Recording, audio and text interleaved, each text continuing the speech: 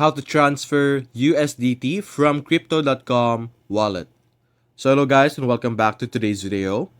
So as you can see right now on our screen, we're currently in crypto.com. So what we're going to do is we're going to select our account over here.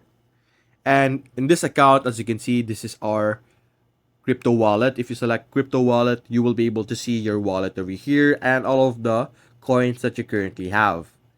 Now, assuming that you have USDT in your crypto wallet, simply click on transfer over here on the top right and click on withdraw.